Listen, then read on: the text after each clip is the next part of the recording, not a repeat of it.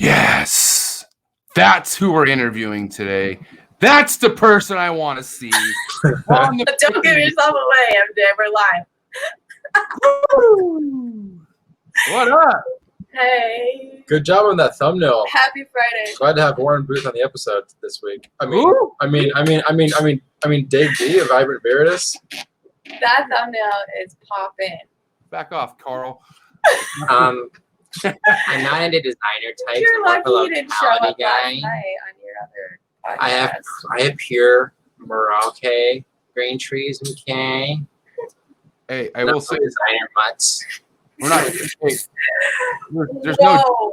no jokes. Whoa. Honestly, though, seriously, guys, there's no joke with this fucking thumbnail. This is probably the thickest thumbnail we have ever received. It's so hard. And to create. Yeah. So what an honor, man.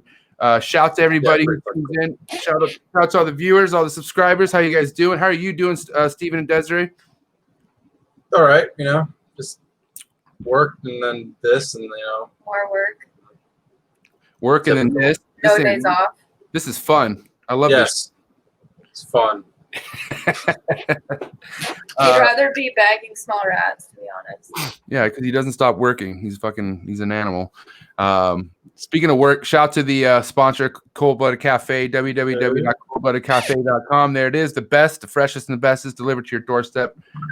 Really, really legit frozen thawed rodents, anywhere from those frozen pinkies all the way to the mammoth rats. And then obviously, if you got snake eggs, they should be inside a sim container. Or lizard eggs. Yeah, or tortoise eggs. Any reptile. Or any eggs. Bird eggs. Eggs, period, from reptiles should go inside a sim container. Emerald tree boa eggs. Yeah, I was gonna say maybe not those. Dude, what do you guys, tell me what do you guys know about today's guest, bro? Wait, hold on. First off, shout out to the homie Socrates. He's the one that was able to facilitate this. Hell yeah.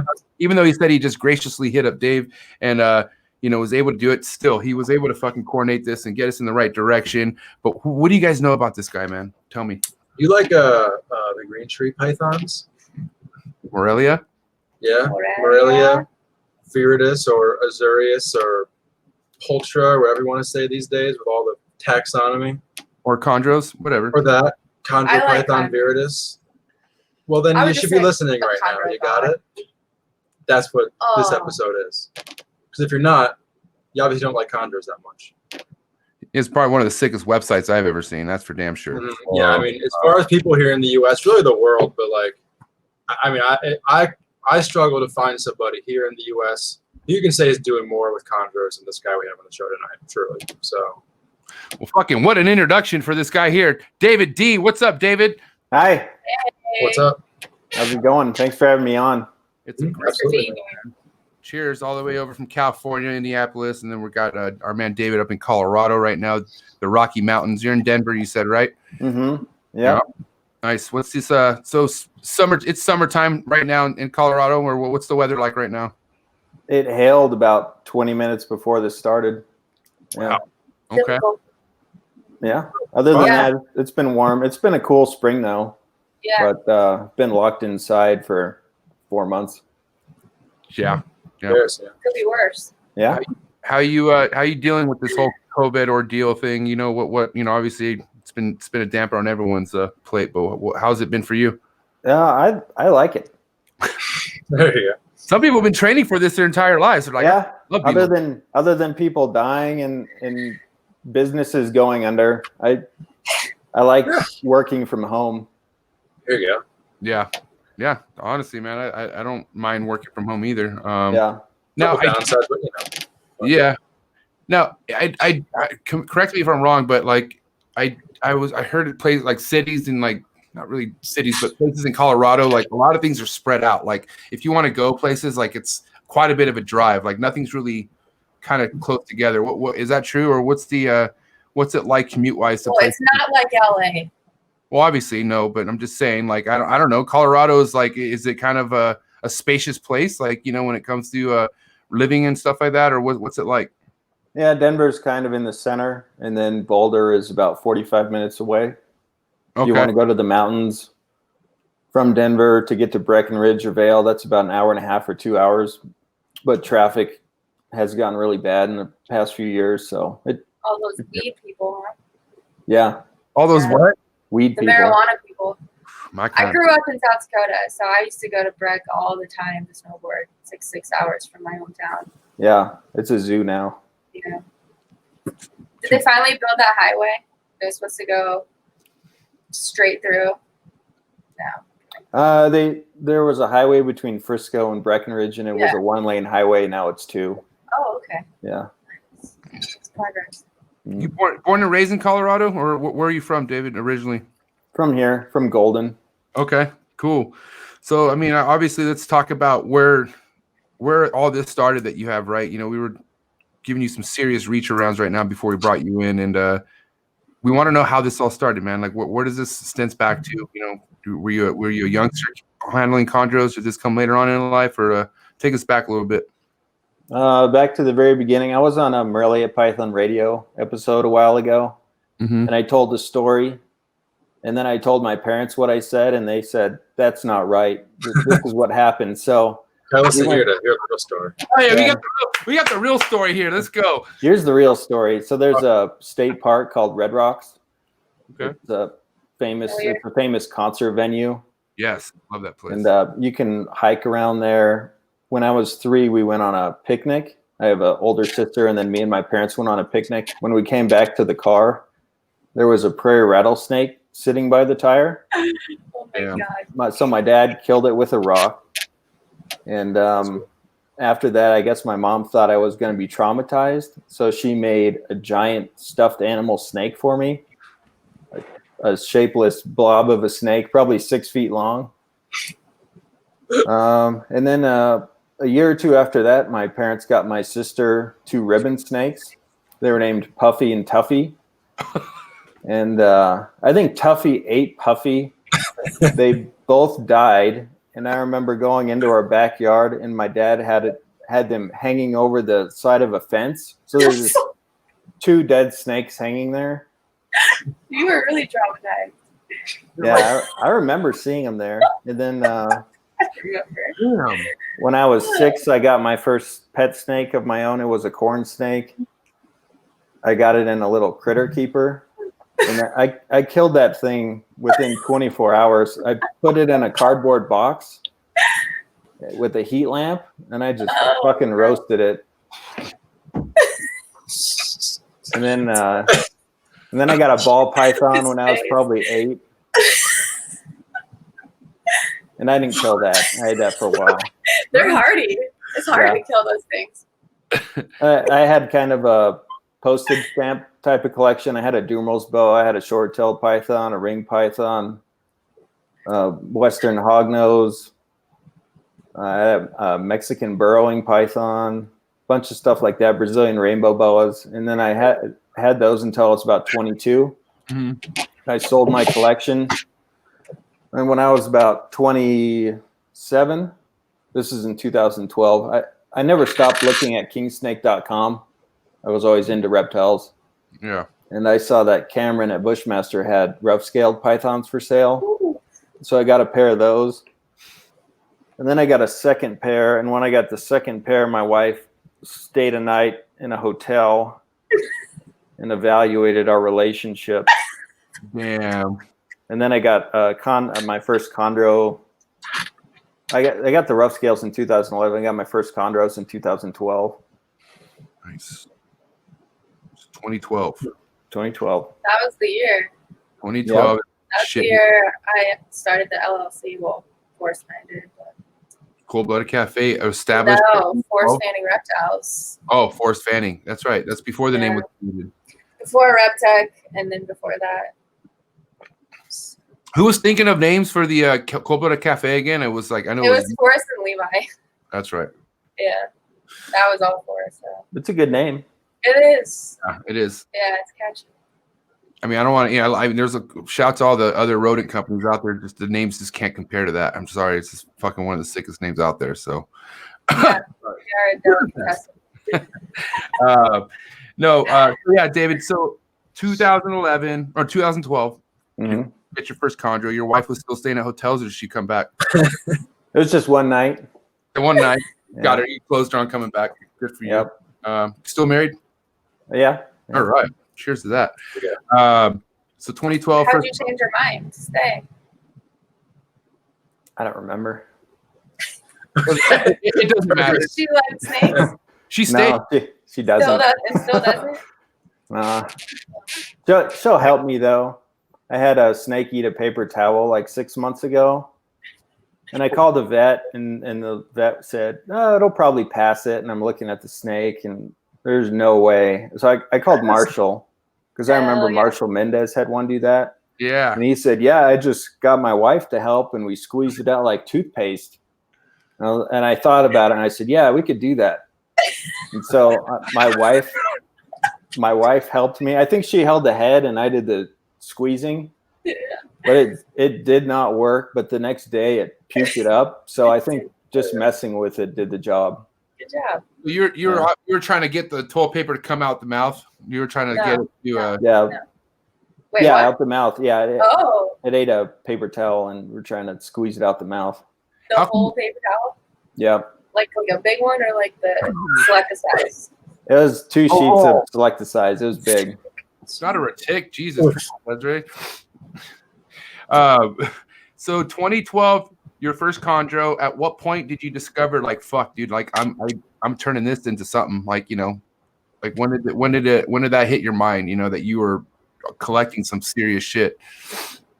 I think it just started with one, and then it kept going. I never made a decision Just buy a shitload of them. What was your first? Like was it designer or was it locality? It was a designer. It was from Greg Stevens. It was a melanistic female. Italian. She swallowed a mouse backwards about 2 years later, and I don't know if that's what the problem was, but she ended up getting a bunch of abscesses in her esophagus. So I took her up to a veterinary teaching hospital, and they did surgery on her. She had 4 inches of stitches, and there's no way they're going to survive that. I've never walked into my snake room and found a chondro dead, but you can tell they're not going to survive a surgery like that. You might as well just euthanize them. You're betting that it happened because it ate a mouse from the reverse side, so from the ass down to the face. You're saying that's what happened? That's possible. That's my best guess, because I remembered watching it swallow a mouse backwards, and then I told Greg Stevens about it, and he said, "Yeah, I had one do the same thing. It swallowed it backwards, and the claws ripped it up, and then it got infected. And then when snakes get infections, they get and they don't have liquid pus. It's like crystallized. So the only way to remove it is surgically. It won't leave the body on its own. So, dude, I had a snake do that twice. That's fucking scary. Like the same snake. I was like, "Oh, what an idiot snake!" But I never thought anything of it. But that's fucking. That makes a lot of sense. It could have been something else, though. Who knows? I was talking to Dave before. Amateur hour over here. Steven and Desiree, they're getting their shit together. Their mic are all fucked up, and well, we're not even gonna bring up the fucking. I've never had any issues like that whatsoever when it comes to podcast shit. Always on my P's. No, but fuck, what was I gonna say? I was too busy making fun of him. What was I gonna say right now? You guys were talking before. Oh yes, okay, thanks, Seth. You asked me how my clutch went with the chondros, and I said only one made it, and I was pretty confident it had to do with the test, and you're like saying it could be something else. Do you want to elaborate on that, or is there any idea you think that it could have been if the eggs made it so long and they came out full term just dead? You said you had 6 eggs, right? Started with 14, and then slowly started going down, and then I had 7 make it to like day 52, and then 7 went to shit. And then I was like, well, I got 6. And then day 60 came along, and Patrick Holmes just advised that I just snip, like, just see what the fuck's going on in there. And I did. And the first one I snipped was like the best one. I was like, I saw movement, and I was like, holy shit. And then snipped the other ones, and different story, like way different story. So literally only one fucking came out. And it came out, I've only had one other chondro hatch on me, and this one was a lot bigger than the other one I've hatched. So I don't know. I don't fucking know, man. I just think the temps. I know Socrates was helping me a lot just because I was talking to him about temps and shit, and they were just fluctuating. They're going up and down way too much, and it's because I didn't have the probe in the incubator. It was inside the egg box, another egg box that I had. So I don't know. Yeah, I've heard people talk about that. You can get kind of a wave effect where the incubator main chamber overheats by the time the water temp in the egg box is up to where you want it to be. Yep. And then it drops down. Yeah, there's kind of a tidal wave effect if you put the probe in the box instead of the chamber. I think I was fucking with them too much too. I think I was too paranoid of the temps. I kept trying to like make it to where I wanted it to be, so I kept adjusting shit and fucking being home in Corona and having it just wasn't ideal. I wish I really wasn't home this whole time because I probably would have just fucking had less to think about. But either way, you can't really do much about it now. But who really fucking knows? I don't know. Well, you can try again. I am. Right? We're gonna try again, right, Steven? Desiree? That's all we can do. Day by day. Day by day. I love it. Letting chondros break your heart. Now, it's what they do best. Your first year breeding chondros, Dave? When did that start? 2015. Nice. How many feet? Just one pairing, or did you have a couple going? I don't know how many I tried. I only remember trying one that year. And who were those? What was the pairing? Do you still have that? Yeah, I still have both of them. The male is from Rico. It's from SH05188 and 05086. Kind of a famous pair. There's a snake called Zeus floating around, and I have a male that's his sibling, and they look pretty similar. And then the female was from Brass Jungle Arboreals from the Sky Topaz Clutch. Right. Yeah, that picture. I was gonna try to pull up that picture of Zeus. I know I have it in my phone, but dude, that's just a crazy snake. So your relationship with Rico Wilder, how did that start?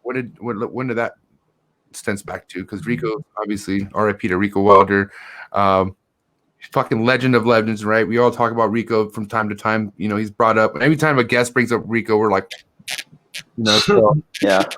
Let's talk about how you know Rico Wilder. I didn't know him very well. I bought a snake from him that now Frank Gatton owns down in Florida. It's he calls it Hades. So I bought that snake from Rico, and then I got some snakes from Rico. Once he got sick, he sold off a lot of his collection. I also met him at the 2012 Tinley, but I didn't talk to him much. And then I went to ICAST in 2013. He was pretty sick then, but it was cool to talk to him. And go ahead, Desiree, what were you saying? I said I think Forrest was at that ICAST. Okay. Yeah, like literally, yeah. Look, here, put that to the camera. We have this sticker that he put on our pen holder. Go down. Yeah. What a trip. Yeah. That's a trip. Yeah. What is ICAST? It was the International Collective Arboreal Symposium. Whoa. It was in Maryland. It was a one-time event. They've had some chondro, what they call them, chondro fests and other chondro gatherings, but this was a little different. It was in a hotel, and they brought in speakers, some international speakers. There was a guy who talked about the evolutionary adaptations of arboreal snakes. Daniel Natouche talked about how most farm chondros are actually wild caught. And there were different speakers like that. And then there was a room with people who brought snakes to display. It was pretty cool. And why was it just a one-time deal? Just because? They haven't set up a second one. Yeah. But Buddy Buscemi, he helped put together, and then there are two other guys that helped him. And I think it was just a lot of work. Yeah. Yeah, no, I mean, I'm sure those could be a lot of work. I mean, because you have people coming from all over, right? And it just sucks because fuck, that would be a legend. Like 2013, obviously, I wasn't even close to being in this hobby, but to having something like that go on now, well, to be honest, what the fuck's even going to happen now? Events? I mean, you don't even. We're barely asking for reptile shows to start going again. Jesus. Yeah. It's kind of a mess. Do you ever attend other regular reptile shows or like US ARC shows? Just Tinley. I've been going to Tinley pretty regularly. When was your first Tinley? 2012, and then I've gone the last 3 years. Nice. I went to the National Reptile Breeders Expo in 1995 and 1996 when it was in Orlando. Damn. That was pretty cool. Do you remember what that was like? Like as far as like things that you saw there? Or? Well, there was a lot more variety. You hear a lot of people say that, and it's true. There are a lot more turtles and tortoises down there. I guess that's true for all their shows in Florida because of the weather.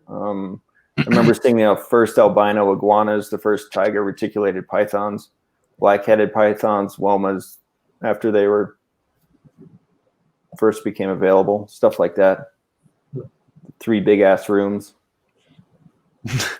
Yeah. It was pretty sweet. Steven's been going. I mean, Steven, we talk about how long you've been going to fucking reptile shows for since a youngster, right? Was there any shows that you could remember that were kind of like not, just not around anymore, or anything like that you used to go to? No, I mean, every show that I used to go to, they're still around now, except for like a couple of local shows. They kind of pop up and go away.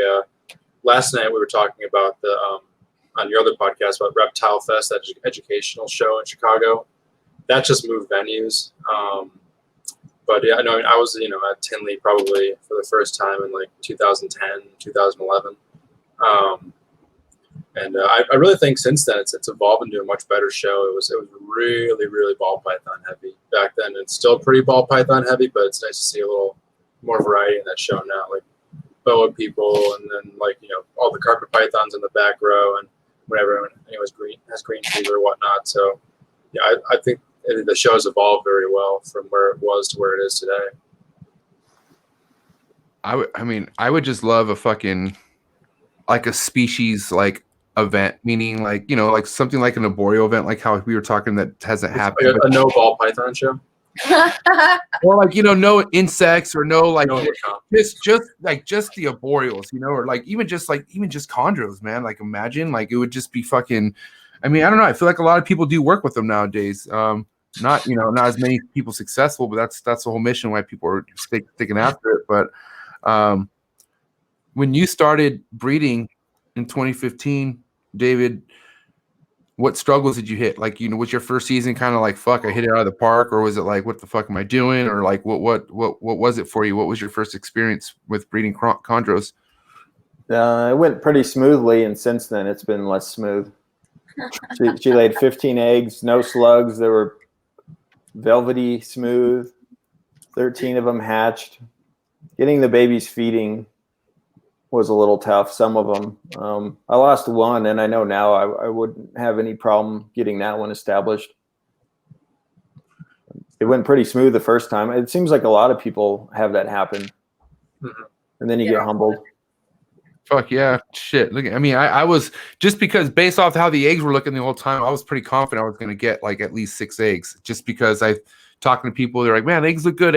And I'm used to fucking hatching ball python eggs. And I've, what a fucking treat that is. I'm dead serious compared to fucking breeding chondro eggs. But anyway. How many times did you open that incubator? Huh? How many times did you open the incubator? Desert. Alone. Fucking, I don't even have to answer that. I don't even need to say anything. Did they dent a lot? Or no, were they pretty full? No, they didn't. That's the thing. They didn't dent to like day 54 or day 53. Like there was maybe only one that was denting, and that was the one that made it. And then the other ones like were barely denting, but nowhere like the dents I was seeing other people get and stuff like that. You know what I mean? Like I was just like, man, this is it. I was also trying to cook at a lower temp too. I was heard like cooking at 86.5 was like something that other people were doing, and it was working. They heard they were getting more thriving neos like that. Which I don't know. I'm not even at a stage to be fucking experimenting like that. I should have just stuck to what a lot of people have done, and it worked. But whatever, you gotta fucking learn. No regrets. It is what it is. Yeah. You want them to dent. Yeah. I've had some eggs with really thick shells, and they don't dent. Mm-hmm.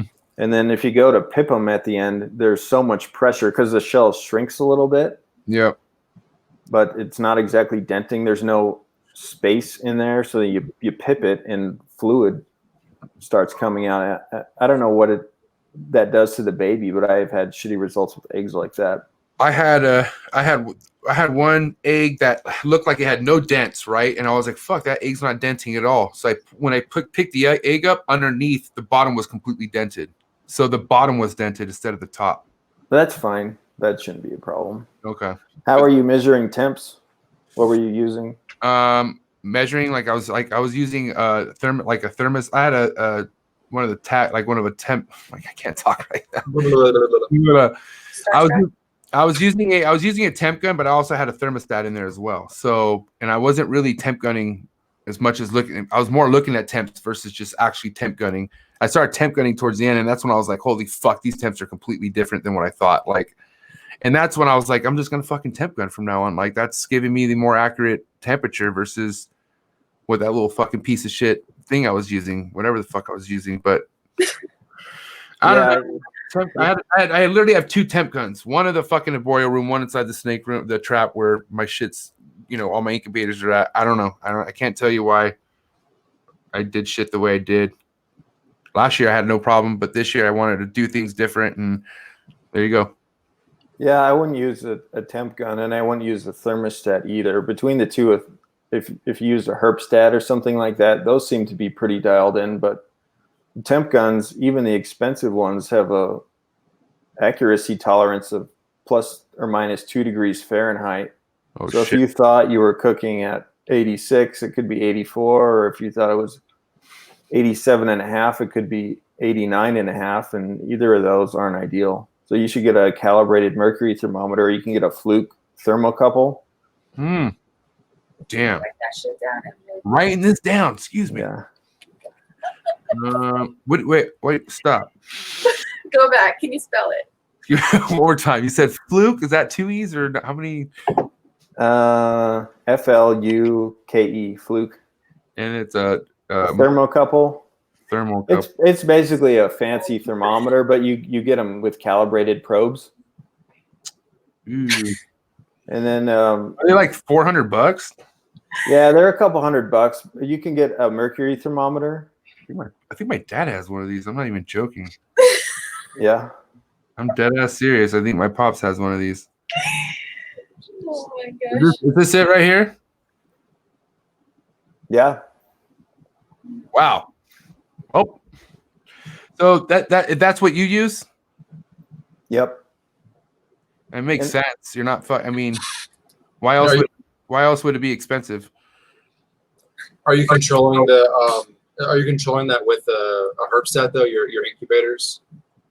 I have a Forma, so it has built-in controls, but Okay. I spent a lot of money on an incubator. I don't think that makes a lot of difference. I think you could get a hot box or something like that, or I know people who have made their own and they work just as well. Well, I guess my question is more going towards what the readings that you're getting on your thermometer, do they vary much from the settings that you're actually inputting into your system? Yeah, and the incubator reads in Celsius, so I think I've converted it to Fahrenheit, and they're not the same. Okay. So you're more using that to raise and lower temps and then adjusting to what the thermometer is telling. Mm-hmm. Okay. Yep. MJ, send a link over. We need some of those. I will. They're just fucking tax, so just get ready. But not that you guys are worried about that. Anyways, so yeah, man, temperatures crucial. At what points? I mean, you've had, like you said, it went from starting really great to now it's kind of starting to go downhill, right? Or not downhill, but the results aren't what they were when they first started. It varies. Yeah. Okay. Good seasons, bad seasons, what you're saying? Mm-hmm. Yeah. Clutch by clutch. Yeah, right. Cycling your females. I mean, is this something like depending on how they pick up on food after they drop a clutch, do you put them back? Do you breed them again that following year, or do you do something where you give them a break for about 2 years, or how do you do that? I haven't bred any females back to back, but I had some lay early this year and late last year, and I started feeding them pretty heavy. I'll probably give them another shot. Nice. There's the Kofiau breeder that I know, Chuck Vogel. You probably all heard of him. Yeah. He had a female lay 7 years in a row. And then Vladimir Odenchenko over at the Bushmaster Farm, he had a female lay 8 or 9 years in a row. So it's certainly not natural, but I think if you feed him heavily, you could do. Some people do 2 on, 1 off, something like that. I have a lot of females, more than I want to breed, so I don't have to try breeding them every year. Fair enough. Can we kind of go ahead? No, go, Stephen. Go ahead. So what's your adult collection right now? What's your ratio? It's probably at 1 to 1. How many total animals? Adults and subadults, probably 40 or 50. Okay. And I've held back more females than males, but I have a lot of males too. Do you typically keep all of your offspring until they're sexable before you offer them for sale? Yep, I keep them all until they change. I used to sex them all. This last clutch that I sold, I probed some of them, and they probed kind of an intermediate depth, and I didn't want to sell someone something that they didn't want, so I sold most of them as unsexed babies, but mostly I breed them for myself, so I want to see what they look like before I part with any. That's fun. What's the biggest clutch you've ever had?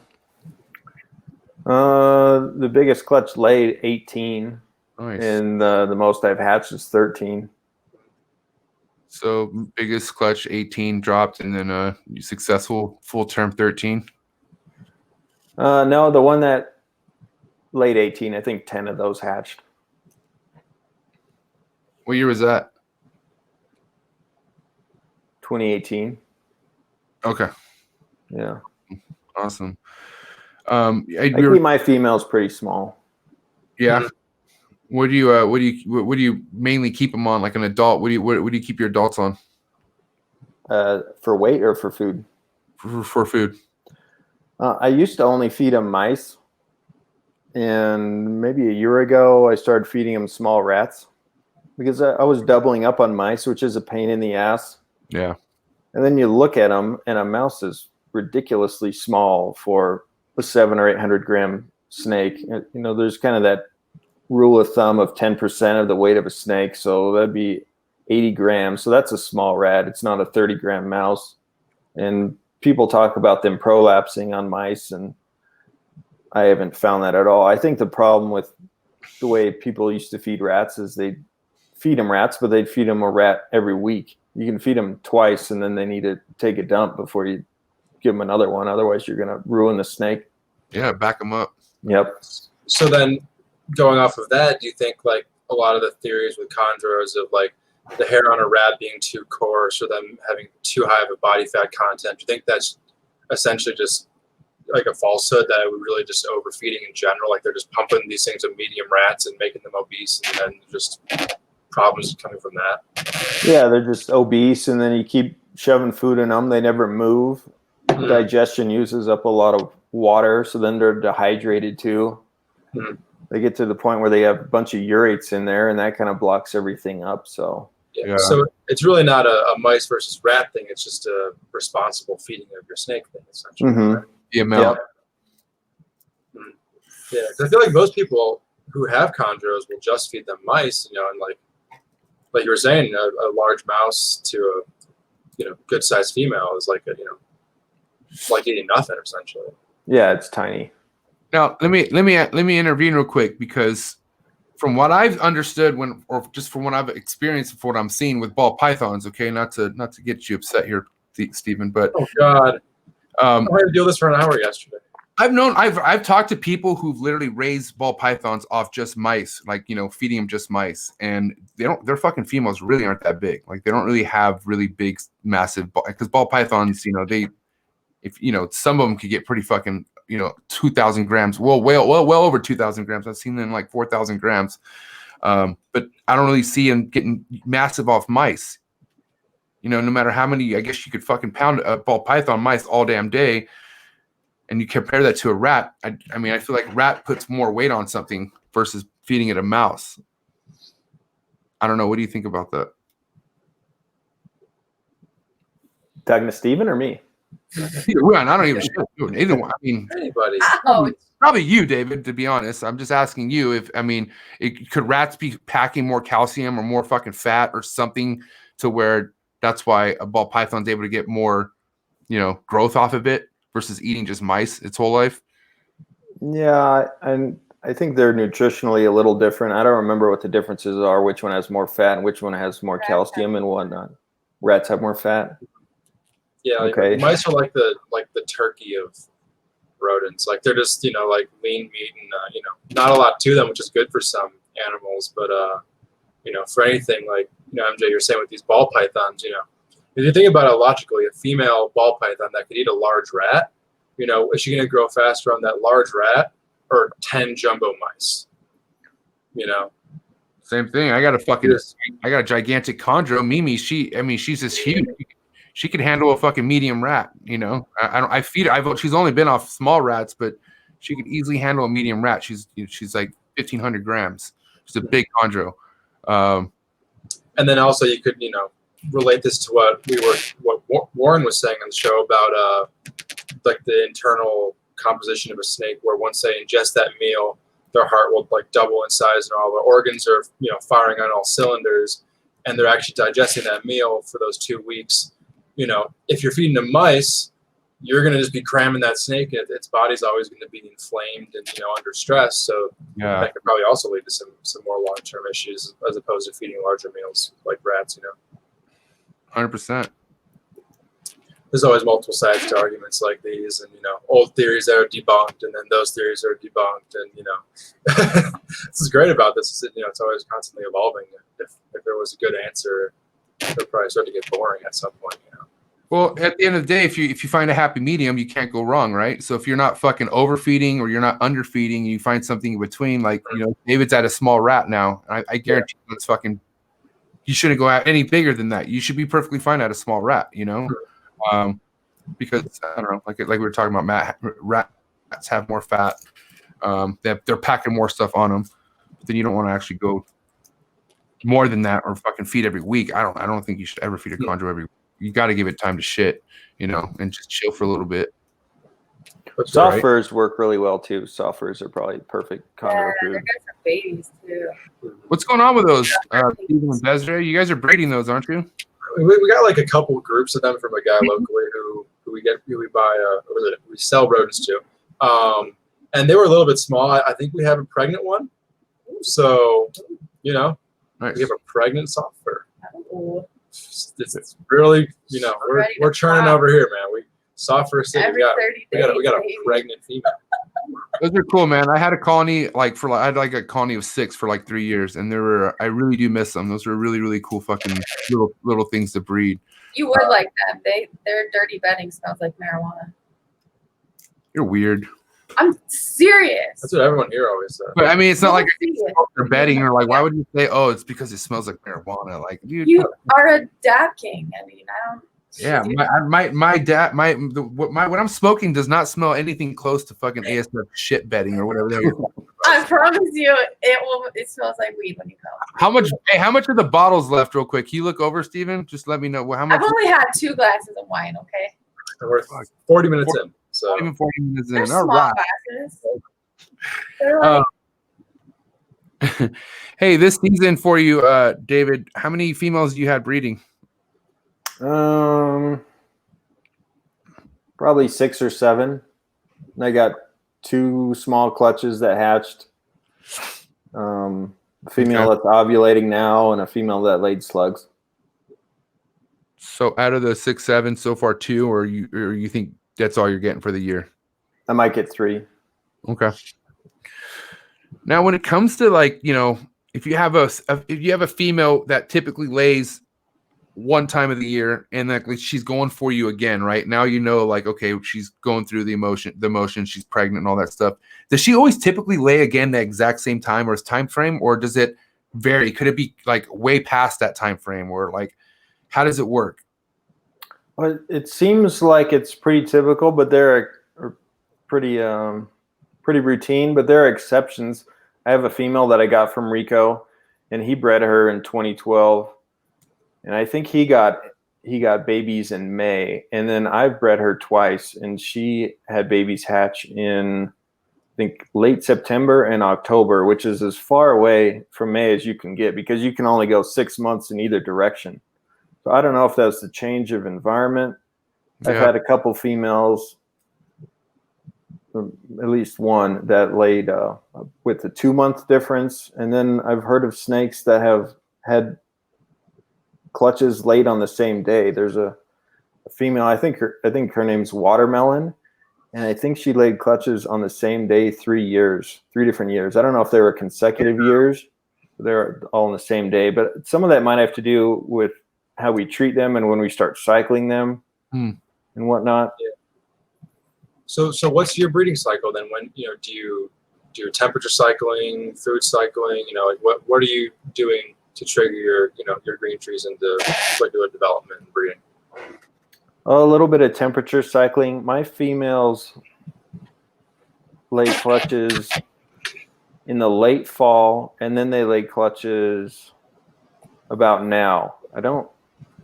I think it has something to do with the humidity in my snake room. In the summer, we have the air conditioner running on full blast, so that dries out the house. And then in the winter, you have the heater blaring. But during the spring and the fall, where it's kind of moderate temperature, you have neither of those things going on, so there's more humidity. So I think it might have something to do with humidity. I dropped temps a little. I've tried dropping them more. I've tried dropping them less, and I haven't found that one works better than the other, but I haven't had tremendous success either way. Have you done any food cycling at all? Yeah, I tried that last year. I had some females that I didn't feed for 3 months, and then I fed them pretty heavily, and they didn't do anything. It didn't work out. So humidity, are you doing anything other than just the natural cycle of your room? Like, will you spray indirectly or use a humidifier or anything like that? It's really dry here. It's probably 20% relative humidity in Colorado, if not lower, especially in the winter. So I have a room humidifier. It's an evaporative humidifier. It keeps the room about 60%. And then most of my cages are Visions or the Neodeshe 2-foot cubes. And those normally come with a lot of screen ventilation, but I order them without any ventilation at all just because it's so dry here. Yeah. So the room's 60%. They have a big ass water bowl in there. It's probably 80 or 90% in the cage. I almost never miss them. So people talk about how important ventilation is, and they need fresh air, but I don't think they need a lot of ventilation, and they don't need to be misted, but they do need humidity. I think some people think humidity is not important. You have the group of people who always say humidity is not important. It's all about hydration whenever you see someone with a stuck shed. But what do you do to get rid of that stuck shed? You soak that snake in water for 8 hours or whatever. And if the next time it comes into shed, if you bump up the humidity in the cage, you don't have that problem. There's a relationship between humidity and hydration also. If you're walking around in the desert and it's dry as fuck, you're going to get dehydrated. So humidity is not the opposite of hydration. If you have humidity, it's more likely that the snake's going to be hydrated. So you really don't think one's more important than the other. It's more of like, finding that good balance between the two. Okay. Yeah. So with your water bowls, are they just on the ground? Are they elevated? Like, do you see your snakes frequently going and drinking out of their water bowls? No, not frequently, but they're on the ground. I'm more likely to see them drinking after I give them clean water. Okay. How frequently do you do that? Every 5 days. Did you see that as like a benefit over, typically, I think a weekly water change is kind of a typical reptile keeping practice. Typically see them right as that clean water goes in, going to get a fresh drink of water. I don't know, because normally I put it in there and then I'm done. Okay, fair enough. And they only drink. People will say they never see their chondro drink. Well, how long does it take for a chondro to drink, and how many days? How often is it drinking? It's probably drinking every 3 days for 5 minutes. So if you're not in there at that particular time, you're not going to see them drink, but they're drinking. I've seen my chondros drink so many goddamn times. That's ridiculous. I don't even know what the fuck they're talking about. That's nuts. Please tell me more. You know, it's also crazy. I mean, I don't know if this could be true, but I don't. People are like, oh, you know, please, you know, it's good to put a little tiny dish next to your emerald to, you know, up by its perch because they don't always go down and drink water. Like they don't ever drink water down there, you know. And I'm like, what? Like I, you know, there's always nights where they roam and they fucking drink during that time and then they go back up. Like I just always put their bowls right under them wherever they're at. All my boreal snakes, I do that. But. Yeah. I think it is also cool to fucking, you know, if you got a lazy ass snake, like have water right, like literally right next to it. You know, that's dope. But you know, they also like to move around. It's crazy because I have one of my bigger emeralds in a 4x2, and like I don't know what's crazy about this, but like I feel like snakes every time you give them fresh water. Like every time there's fresh water in the tub, I feel like they know like there's fresh water because that's why I put it right under him. Anyways, so every time I've done that, I've left the room and I've come back shortly, and then there's literally snakes down drinking. It's like, oh fuck! It's like they almost knew like, oh finally this dickhead gave me fresh water, you know, and they're like, they instantly go down, they start drinking. So I think that's fucking. It's pretty bizarre when people are like, you know, oh, you know, they don't go down and drink their water, or you know, they drink only when you missed them, you know, or something like that. I had a really pretty lemon tree Biak snake drink at a reptile show when we set it up. I got a really nice video. It's on my TikTok if you want to know, MJ. I had a feeling that was coming for some reason. Fucking there it is, the fucking TikTok promotion. Fucking follow my TikTok. Hey, I'm up to 20,000.1 followers now. Cool. I think Barchek has like fucking like 20 million. You can't compare yourself to that. Just no. chill. Why not? I'm doing very well. You can shed myself. snakes too. I don't like Instagram anymore. It shut me down. So isn't TikTok just for dancing stuff? That's all I've ever seen. No, you make I don't snake videos dance at all. No, I put shed videos on there. Those ones get lots of attention. Oh shit! She dances. She's totally. You don't just because she's not on the camera. Just because she's not on the camera, like doesn't mean she's not dancing. She's dancing behind the camera. Trust me, she has. No, I don't have any dancing videos. I have me holding some emeralds that got a lot of attention because. Do you add music? Yeah, I always have music. Okay. I think it was towards my ass. God. This show has been going to shit. Her music's trash. Talk about TikTok. We're not going to talk about TikTok. Let's talk about some conservation. You're talking about how Daniel Natush was mentioning that many green tree pythons that are called farm bred are in fact wild caught. And what do you think that does to the native populations of Morelia, Viridis, and Missouri in the wild? Serious question. That's a good question, Carl. Valid. Yeah, Carl, that actually wasn't the worst question. I don't know how you got in here, You see this? That was pretty good. That was you know, if you could just I'm scared over here. There's two So without the weird nerdy voice, you know, what are your thoughts on wild caught green tree pythons these days? I mean, in theory, that's not supposed to happen, right? Like, yeah, it really isn't technically legal to wild collect a green tree python, right? Right. Yeah. So what are your thoughts on that? And you know, I guess from anything from just like the quality of the animals to, you know, potentially that could be a good way of getting nidovirus negative blood into collection. You know, what are your thoughts on the whole farmed green tree python phenomenon?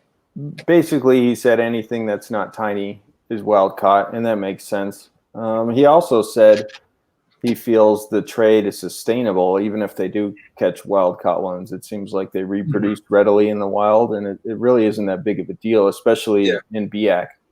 And on Kofiala, it's a problem because it's such a tiny island. It seems like they can't find them anymore. There are so few they don't even try. I don't have anything wild caught. I only have a handful of farm bred snakes, and I didn't buy them as babies. I bought them as subadults.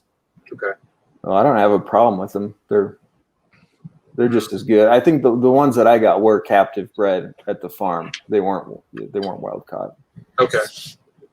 I mean, are you doing that just because you like them, or like to strengthen your bloodlines you have? You know, what's the purpose behind those animals in your collection? I just liked the way they looked. They would pair well with other snakes that I had. Yeah. I mean, as far as like the designer lines go, what do you think a good route as far as trying to introduce some new blood into these lines goes from like, a farmed individual? For calicos, multicolored snakes, BX are good for that. Mm-hmm. For blue line stuff, some of the northern mainland snakes would be good to cross into that. BX are also good for high yellow. They seem to produce a lot of yellow. Kofials would be good to breed with a high yellow, although it should probably be a male if you're going to do that because there aren't very many Kofials around. You don't want to waste a female trying to make a bunch of mutants. I don't think the southern green trees are good things to cross with designers because they're yellow babies and they don't turn out all that extreme. Yeah, it's kind of like limiting yourself essentially, something like that. Do you Yep. have any thoughts on why those don't seem to stay phenotypically extreme as in the F1 and F2? There are some different theories. I have no idea, but I think Ryan Young, he's produced some highway arus. His thinking is that people aren't breeding related snakes, so their genes aren't lining up, so you're not getting that white. Other people have speculated that it could be UV or diet related. Never heard the lineage thing though. That's pretty interesting, but it does make sense. Like who's to say that these two Aru, green tree pythons have this pigmentation for the same reason? So yeah, and the Aru Islands, I think it's hundreds or dozens of islands. I don't know how many, but it's not one island.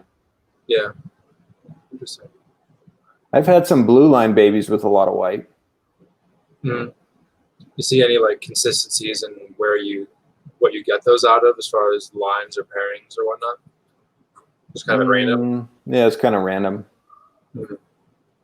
And I guess another theory is that the importers are looking for the craziest ones. That's what they're catching. I don't know what could be eating the other ones. Not the importers. Whoever's collecting them in the wild. Okay. That makes sense, from their perspective, like business-wise, you're probably going to be able to sell those, the best-looking ones first. Yeah. So, yeah. Okay. Because you think about it, if you're looking on, dozens of islands, it's probably going to find a good amount of snakes on there. You can almost have a chance to like pick and choose the ones you want. So, yeah. I never thought about it that way before. That's pretty interesting. So I heard you got a snake sitting there. Ooh. Yeah, I grabbed 3 yearlings here. Wait, before we get into that, hold on. Hold on. I got to build up for that. I got to build up for that. Okay. I want to go over some stuff because See what you got in store. please trust me. On your website, okay? I'm on your website right now, okay? Jesus, these are on the original, so the female lineup right here, and I kind of want to go through this real quick. But your female lineup, right? Are these all breeder females, or are these just females you're growing up, or what's the deal with these? Those are all females or adults. They're all breedable. And I have more that aren't on there. There are actually some on there that I don't have anymore because they died. They got egg bound or whatever. But Jesus. Yeah, I have more than that. Okay, let's talk about this line right here. What is this snake? That's a tiger stripe female from Rico's second tiger stripe pairing in 2010. She was orange for several years, and people talk about her because they saw pictures of her when she was 3, and your screen just turned black. They remember an orange snake, and that's what she looks like now. One of her daughters is 4 years old, and she's still quite orange. And where's she at in the breeding lineup? Did you pair her up this year? What's going on with her? No, I didn't pair her this year. I'm going to try her this fall. Wow. Next. This one. What is going on with this one, dude? That's a female from Sky Topaz Clutch. You can see the label on there. She's pretty green. I got a clutch from her in 2016. And despite her being green and despite the male not being all that blue, I think I had 7 babies and 4 of them are pretty much blue snakes. Okay, let's get right into it. Holy shit, bro. What's going on with these two? So look at this one. That's a sibling to Zeus. Sibling to Zeus. Is Zeus going to be in this lineup that we're going down right now? Is he on your main page? No, I don't own Zeus. Oh, that's right. I think Francis owns it, right? Yep. Frank's taking care of it. I don't know if he owns it or not. Okay, it's in Frank's hands though. It's a fucking all white snake. But this snake right here, what's up with this snake? That's a female I hatched in 2015 for my first clutch. Oh my god. Yeah. What was the pairing to get this snake? The signal herp. Well, the male is 05188 and 05086, and then the female was from Sky and Topaz. And then I'm getting into these. I've never even seen anything like this in my entire life. Yep, that one's from Marshall. That one is a 50% het albino. He has a male named Versace that came from a Baruki outcross. Oh my god! Clutch that Trooper hatched. And Trooper figured out that the sire was albino, so Versace was a 50% het. Marshall proved him out, which makes this female a 50% het. And her mom was Calico Junior Daydream. I'm gonna put this. I'm gonna put the link to this website in the description below, so anyone else could go geek out on this as well. So I just want to. This is just amazing. This is what dreamy condos look like right here. This one right here. What's up with this female? That one's from Marshall also. Jeez, Marshall. Yeah. Relax. It's from the female was a Maruki Wamena, and he bred it to a snake called Obi Junior. Ooh, I've heard that. Yep. Really black male. That female actually died. She got egg bound. Bummer, dude. Yep. What's up with the snakes being egg bound and people saying there's nothing you can do about it? Don't take it to a vet. You fucking just accept whatever happens with it or whatever the fuck. I mean, what's your insight on that? I pretty much agree with that. I think, like I said before, you take a condor in for surgery, there's a good chance it's going to die.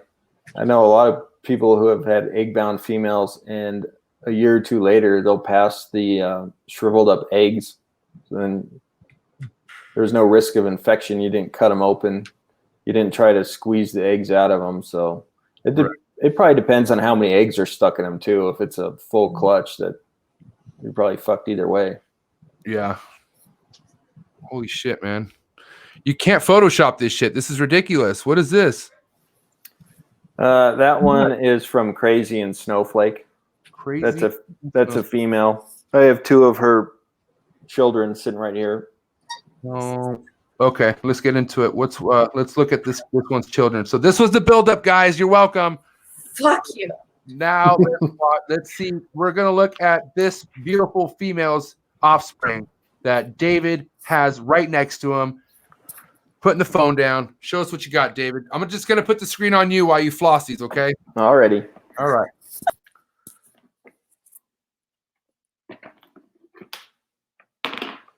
So this is the first one. The lighting's shitty. She's yellower than it looks on the screen. But this one looks quite a bit like the mom with less blue. Trying to find the head. Here's the head. Are you guys looking at this?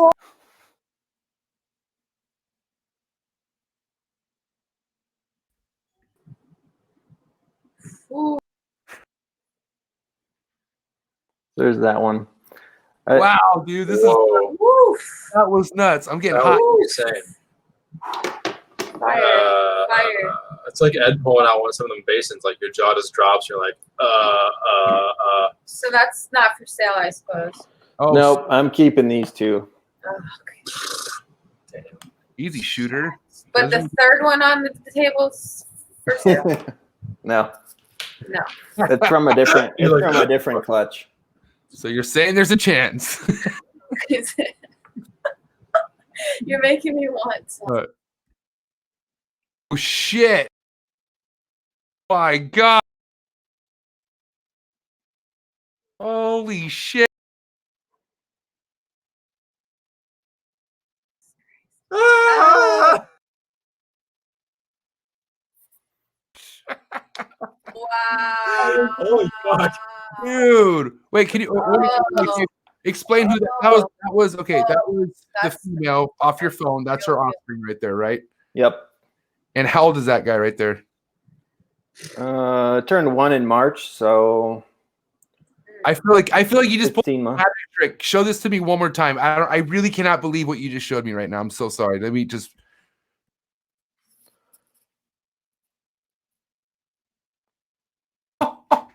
So the female laid Dude. 18 eggs, 10 of them hatched.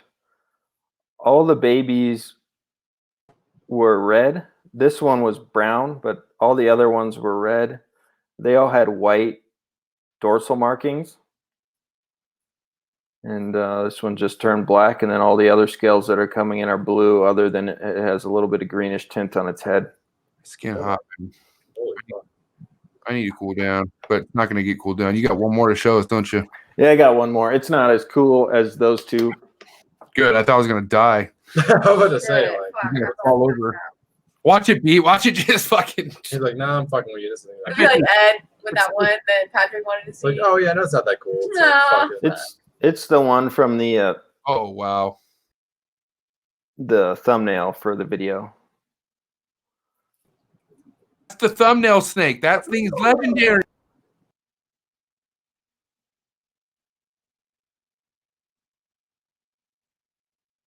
Best fucking chondros I've ever seen in my entire life. This is the best, sickest looking chondros I've ever seen in my entire life. So this one is a Cyclops sarong female bred to a Sky Topaz male. I think this one's a female. I don't know what sex the other two are. Wow, man. Bravo. That right there, Shit. that was some hot shit. Woo. Bro, congrats. Mhm. That is amazing, Yeah, man. That was I don't even know what to say. That's a OMG. OMG GGG. That was nuts. Well, that's all we have today, guys. Just kidding. No, that was good. Honestly, no, dude, David, that was fucking nuts, man. Let's just kind of slow down here. So those three that you showed, they're all from the same clutch. No, the third one was from a separate clutch.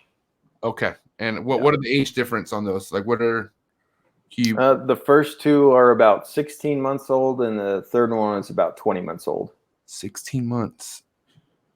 Now, a lot. I mean, not a lot, but stuff still can change. Like, if they can still, stuff could still develop, and they could still go through some other stuff, right? Some other OCC. Is that correct? That happens within the first few years of their lives. Is that correct?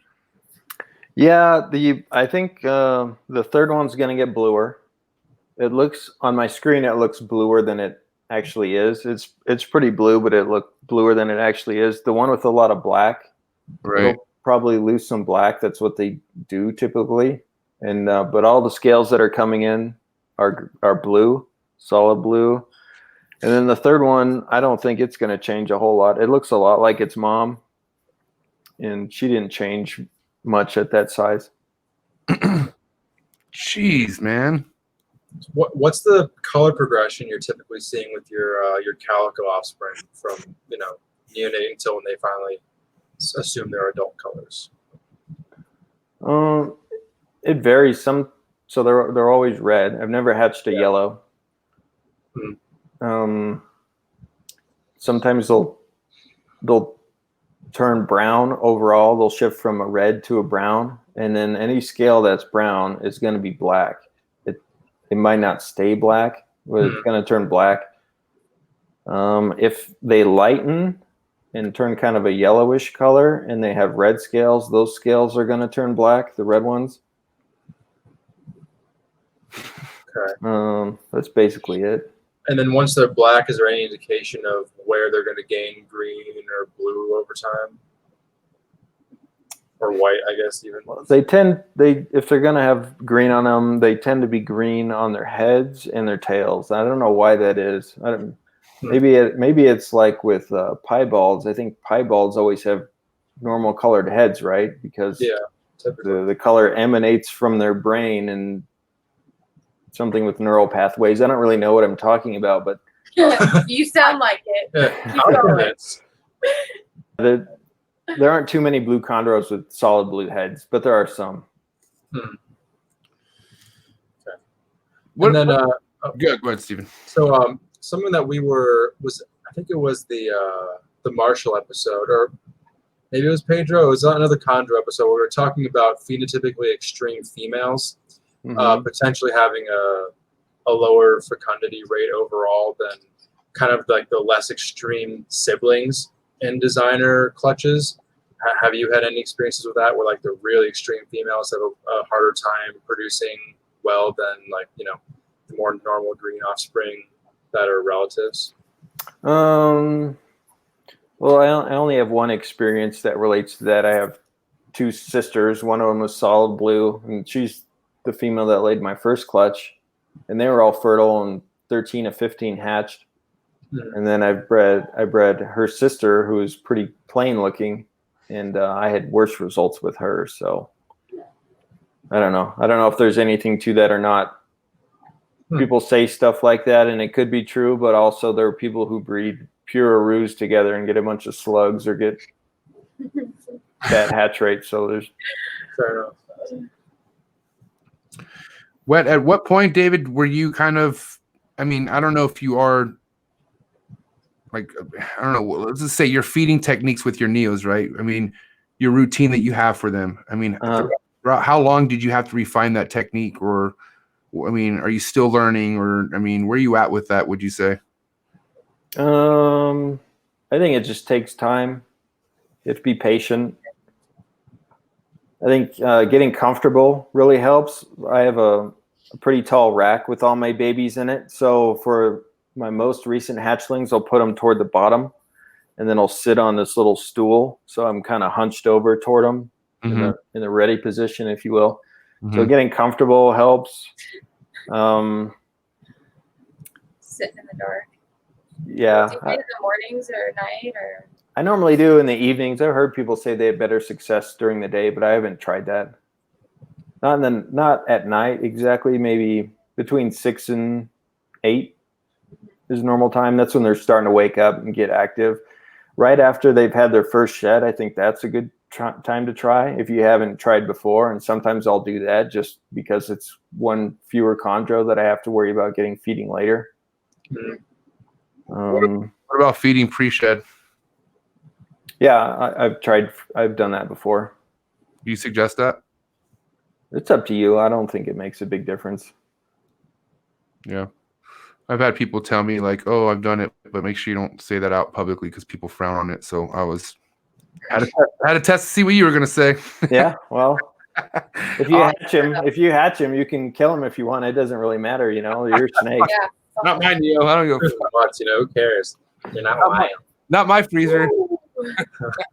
I don't think it hurts them. I haven't killed any that way. Because I'm not gonna lie, man. The one that did make it full term, man. This fucking thing just looks ready for anything. Like so. Yeah. But you know, I'm not fucking pushing anything at this point anymore. I'm just gonna play it safe and let it shed and give it its meal after I see a shed. I'll be better with that. Oh, let me ask you a question. Once you put the Neo inside its own raised box and whatnot, what temps do you like to keep them at? 83 during the day and probably 80 at night. Okay. You don't like, what if it stayed like 83-ish throughout, like, or not? I'm just saying, what if it stays at 83 and just letting something natural drop on its own during the night? Like, you know, I'm in San Diego, right? So I guess that makes sense. Never mind. It does drop down to 80. Never mind. Forget it. I was gonna tell you it's gonna die, but what's that? I was gonna say it's gonna die, but then you said it drops down to 80, so I guess you're fine. We're gonna live, thank God. Yeah, I'm like, yeah, I love the one thing I love about where I'm from is the weather. I get really nice, legit weather here. So yeah, that's cool. I wanted to ask you that.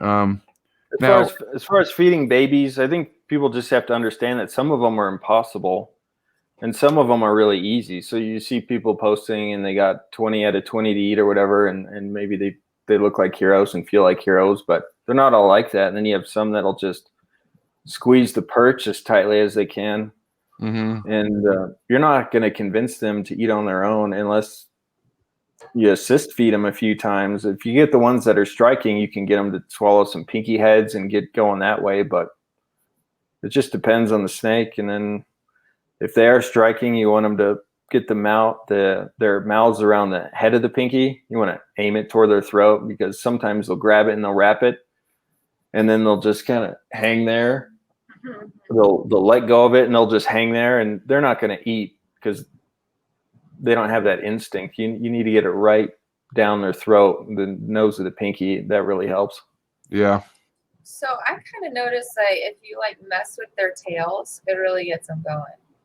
Mm-hmm. How do you feel about that? Yeah, I'll take the pinky, and See, I'm not the only one. I'll that's why they have. That's why they caught a lure. Yeah, see, Steven? Yeah, I wasn't questioning. he gave me that look. Like you're saying, brush the pinky on the snake's tail or something. Like fucking. Oh, it gets them fired up. Yeah. Yeah, to get them pissed off. Yeah. You can also, if you have a second pair of tweezers, you can kind of squeeze them mid-body with those. Why the thing's right next to their mouth? No, just to get them. Yeah, you don't do it simultaneously like this, but you kind of piss them off with this one, and then you grab the other one with the mouse, and once it's pissed off, you can get them to take that way. Yeah. Sometimes if they'll drop, it's because the pinky weighs too much. So my perches are they're like little ladders with 2 tiers, and they're always sitting on the top tier because chondros like to sit up high. So if they're up top, I'll flip my perches so they're barely off the bottom of the tub, and they're more likely to eat if they have something to rest against. Yeah. Instead of just hanging there. Nice. Could it also be like, in the wild, you'll see chondros when they want to feed go real close to the ground, like they must feel more comfortable just eating in general at that ground level and then going back up high to digest? Maybe, but I'm talking like moving from 4 inches to 1 inch off the tub, just so they have something to rest against. So maybe I'm grasping. Yeah. Probably. Oh well. That's right. That's what these podcasts are for. I think way too hard about everything and overanalyze all of it. Yeah. Well, the truth is we don't know what the fuck we're doing with any of this stuff. Why are ball pythons easy to breed and bolins are damn near impossible, or croc monitors versus water monitors? We luck our way into getting success, but we don't really know why we're successful. Happens when it happens. Yeah. It is what it fucking is. Yeah. Man, good call out, man. That's so true. Yeah, a little cynical, probably true. I like it. It's like all you guys are just stupid and lucky. It's like, oh, I liked it. okay, fair enough. I'll take it. Yeah, for real. Stupid luck. In the wild, they probably lay fertile clutches almost every time. They wouldn't survive if they didn't. That's a huge waste of resources, and then they have to sit on the slugs for 60 days. So I'm sure they are fertile almost all the time. I'm sure we're not helping the cows because they don't see people out in the wild. Yeah. Something definitely switches from having a snake going from breeding in the wild to breeding in captive. Like, there's definitely has to be a switch there, because how the fuck, to think about these neos that come out so damn tiny, how the hell do these things even survive in the wild? Like, how the fuck do they, I would say way less than half. Are you kidding me? Like, these things are just, especially not the white and yellow ones. Where the hell they get their first meal at? Where do they find a pinky that tiny at? How are they that lucky? They fucking fraud. Probably an equivalent size native animal of sorts. Like a moth or some shit, or a fucking a fucking centipede, or like I don't know. It always wrapped around my mind. Like, I don't know how these fucking, and you see beautiful ass chondros in the wild. Even mom throws up in their mouth. Yeah. Or nurses them on their chondro teats. I'm out. You open your mouth. How empty is that bottle, though? I'm still on glass too, God, guys. sound like it. I'm sick. She pukes in their mouth. Birds do it. These are birds, yo. The hell? We're just throwing ideas out there. Okay, Mr. How do they get a excess pee in the wild? Give her some water, Steven. Oh, they went up to the mouse that just laid her babies and said, "Fuck you, taking one of those Red Hots." Guys, we got 45. I got my own water, assholes. We got 45 minutes. Try to keep it together for like 40 more minutes or so. Okay. I barely even said anything. It's a Friday. Don't listen to them. Thanks, Dave. I'm just gonna head out now, guys. No, go ahead. I'm gonna go downtown. Things are opening up now, so. Whoa, you're not going downtown. Calm down. You're a mother. Relax. Hey, I got a babysitter tonight. Oh shit. Steven's babysitting Lars? Wow. Steven's here, dork. Oh, you mean, I thought when you go out tonight, go bottle pop or what you're talking about. No. Anyways, let's get back to what we're talking about here. Reptiles, what's important? Hey, so what's your favorite snake out right now? Do you have a favorite, David? Out of all the snakes you keep, what's your favorite? Probably that black one I just showed you. Yeah, that shit was nuts. I agree. Yeah, that is nuts. And that was a male, right? Just to confirm. No, I'm not sure. I'm not sure what sex it is. Yeah. Oh yeah. Okay. Yeah. So you said those are 19 months. They're going on 2 years. What's your protocol with sexing a chondro? I mean, is you just kind of wait till they get old enough to just give you the signs or whatnot, or do you probe them, pop them? What do you do? For the ones I'm gonna keep, I don't mess with them because I'm gonna keep them either way. Okay. I just wait and look at their sheds, or you can tell by how often they defecate or how active they are, their shape of their body. Once they get to 3 years old, you can kind of tell, but normally you can tell by a shed before then. It's crazy you say that because for some reason I have some chondros I've been raising up. And I mean, I'm pretty, based off me looking at their sheds, I mean, they're over 2 years old, just pushing 3. And none of them show me any kind of, I don't see any plugs in their sheds. I haven't seen any of that. But then they're also really small too. They look like a damn male, but their sheds don't show me that they have any plugs or anything. So, do you have females that are a lot smaller than the others, or do they vary in size for you? Or are they pretty much fucking all pretty big and the males are pretty small? Well, some of it is kind of the tail wagging the dog, because once you know what sex they are, then you feed the males less than the females. But I would think if you fed a male and a female the same amount of food, they're probably going to be similarly sized. Even if it's different sizes, though? Because what I do is I feed mine the same as often, but obviously the males eat a lot smaller meals than the females. Yeah. Right. Okay. But so you know which one's a female and you're giving it more food, so that kind of just it makes it even more of a difference between their size. I'm just, like, it's good point you say that, because I'm feeding them like they're females because they seem to be like females, but they ain't growing like females. That's for sure. So that's, I'm like, fuck. I don't know. Confusing. Say something. I'm confused. I'm confused. Sure. What do you have to say for confused people? Just take a deep breath. All right. Count to 10. That's it, huh? I'm still confused. Okay. Deep breath, 10 count, lightheaded. No what? Are you still? I didn't count to 10 because I have ADD. Hold your breath. Wait, did I get it wrong? Yeah, you did. Well, God, now I'm even more confused. You didn't help me. How much wine have you had? I am drinking water out of a 32-ounce deli cup.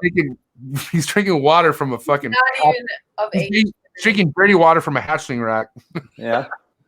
Yeah, you're not a reptile keeper if you don't use deli cups for water. That's what I said. Cereal. He uses that shit for everything. What is that for? Insects? Is that an insect cup? Yeah, it really is an insect cup. But I got like 16-ounce deli cups sitting around wherever our water jugs are. Just, handy for convenience sake, really. I have a water bottle. When you walk around in the rodent room, if you get a little parched, you grab the nozzle and take a little sip. Keep it moving. Dude, that's Yeah. epic. You know, if it wasn't well watered, I'd be like totally down to do that. Oh, but come water's on, kinda Silver gross. Spoon. You got the freaking purified water. I didn't, walk to thought- that building. I thought well water was bomb. I thought you could drink well Good water. for you. I grew up on well That's water. good for you, but it's nasty. Yeah. Ed Marino gets all his all his emeralds are off well water. Yeah. It's pretty hard. There's a lot of like mineral content and Ours whatnot came in right it that from the are. mountain glaciers. So it's good. Whoa, easy Mountain Glacier. Fuck. Epic. Mountain water. I'm from the Dakota. So You probably have some of the best water up there in the Colorado Springs, right? Am I right? You have some fresh water up there, right, David? Yeah, we get snow melt water. I guess it's pretty good. I just tested my water actually to see if there are any contaminants because we got something from the city saying there could be lead in our water, but it came back fine. That's good. Good to hear. That's not good. Yeah, because what do you think about that? I mean, do you realize, because a lot of people I've seen that they put copper pennies inside their deli cups and stuff like that to prevent any bacteria and stuff like that. What do you think about that? Yeah, that's not something I do. I just change their water, and when I change their water, I give them a new bowl. Yeah, I'm not gonna get 100 pennies and fuck around with that every week. Say especially copper pennies. Like where the fuck do you find those every now? I mean, those are like it's like before 1980 or before 1980. Is that right or something like that? Yeah, I think pre 1982 is what I've heard. Or you could go to the hardware store and get some pure copper and put that in the water bowl. But genius. I don't know. I don't know if putting a bunch of heavy metals in water is a great idea. I don't know.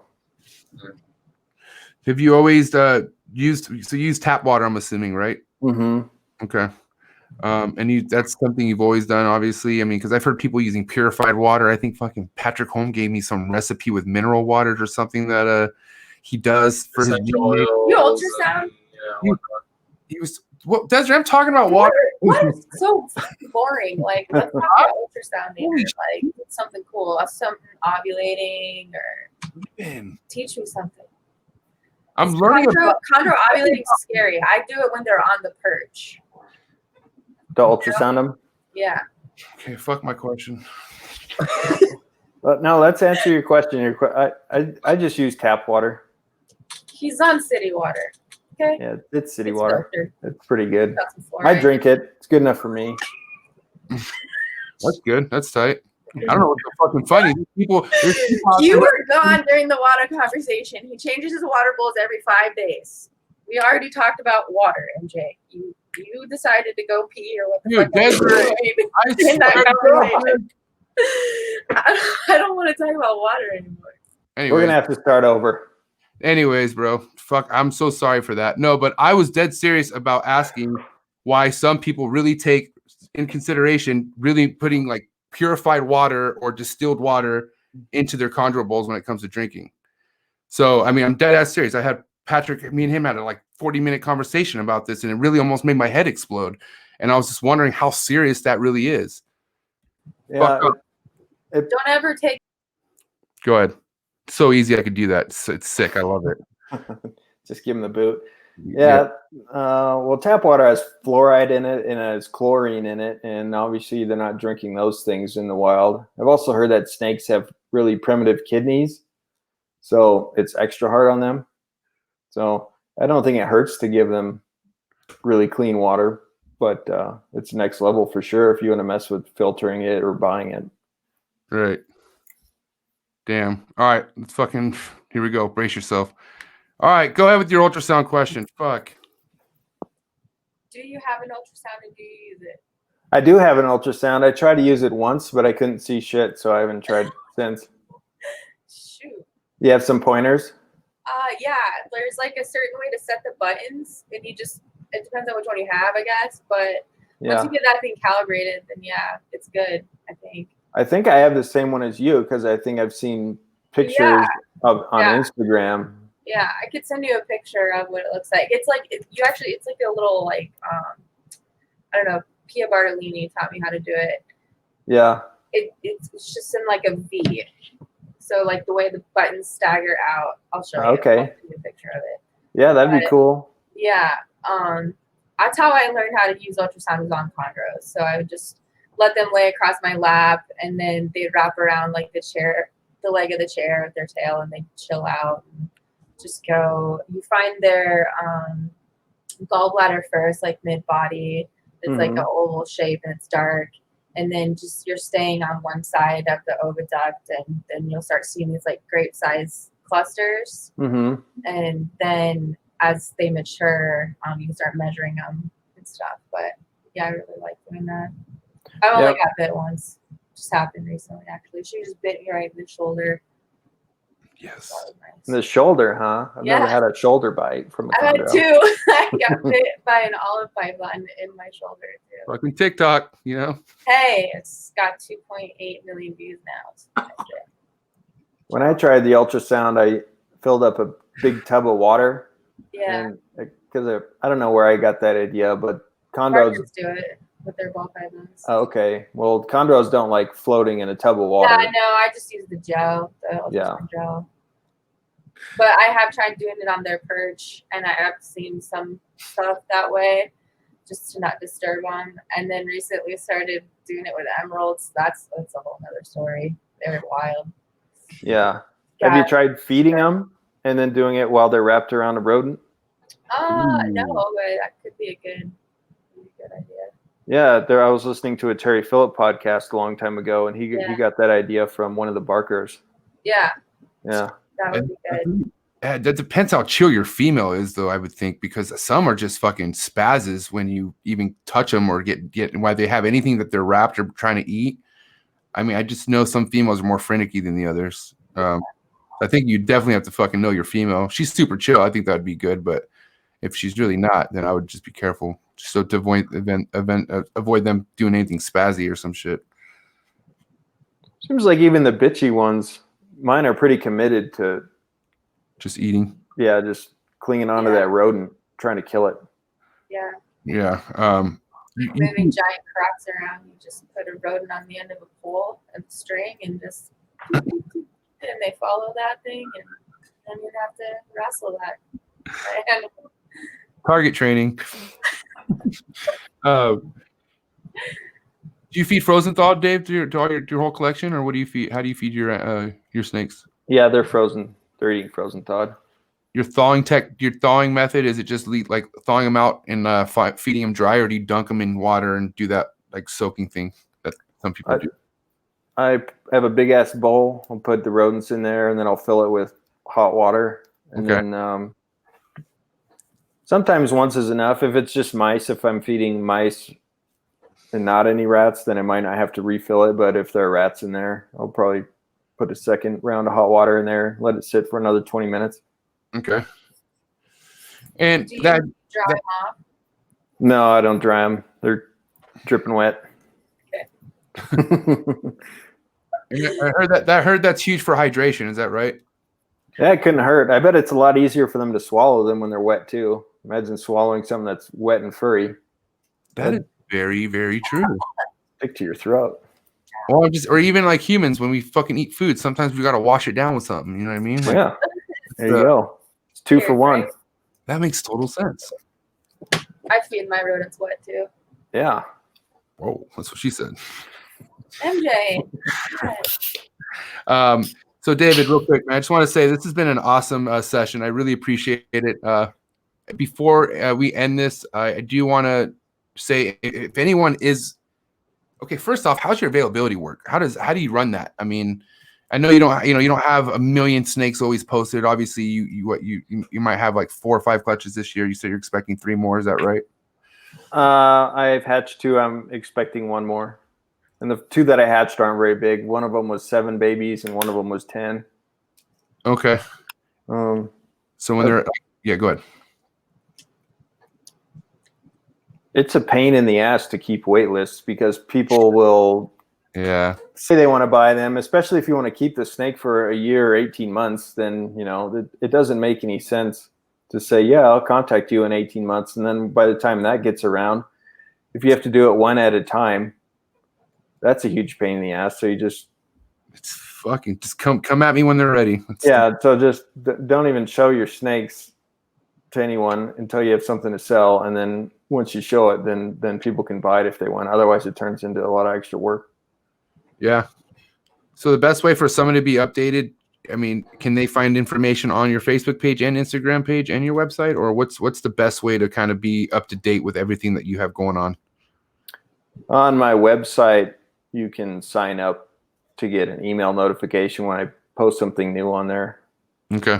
I don't post a lot on Instagram. I don't post a lot on Facebook either. Yeah. Put it on my website. Yeah, their website's legit. Obviously, we kind of had a quick tutorial of his website, but there's plenty more. We didn't even go through even close to all his females, and he has a shit ton of males. But man, David, you're no joke, my man. I appreciate this so much. I mean, you definitely showed us the nicest chondros. I mean, personally, I've ever seen. I mean, I haven't been in the game as long as these two, but I've never seen any fucking green tree like that in my entire life. Hands down. Socrates did say you have the best collection in the world, and now I know he's not fucking kidding, bro. So kudos to you, bro. You're the man. Stay safe over there in Colorado. Yeah, man. You got anything to say? Anybody? Because you do. I'll tell you right now, people are gonna love this episode. You're a legendary guy, bro. A lot of people respect you. Huge in the chondro community. So anyone who's watching, you got anything to say to any of those people? Not really. You know, people talk about certain communities being good and certain communities being bad, but we're all just people, and there's a certain percentage of us that are total assholes. It doesn't really matter. Amen. I don't have a lot to say about that. I don't know. There are a lot of new keepers who do some stupid shit. I was lying in bed this morning looking at my phone, and to new keepers, I think they need to be careful about who they're getting advice from. Yeah. And people ask questions when they already know what answer they want to hear. So they'll ask a question, and then regardless of how many people give them a different answer, they're going to stick to what they had in their mind at the beginning. They're really just looking for validation, not for advice. So other than that, I don't have a lot to say about chondro community. There are a lot of really great people in the community. Awesome. No, I agree with that 100%.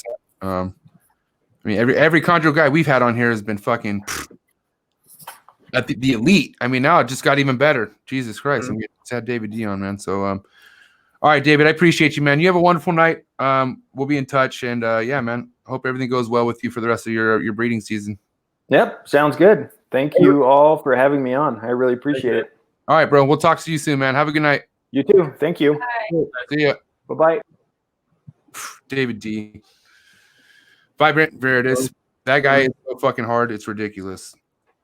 Yeah, I mean, we just saw a snapshot today. Like, Not even, yeah. He's got some insane shit, and he's breeding consistently too. And that's not something a lot of chondro guys can say. He said one name, and I instantly fucking thought round two all fucking day. Who do you think I'm thinking of? He said one name. Was it Greg Stevens maybe? Oh shit, no, but I mean that'd be we haven't even had Greg Stevens on, but I'm talking about a duo back to back with somebody we've already had on this podcast that he mentioned. Marshall. Hey, Desiree, you are. I mean, what's up, Desiree?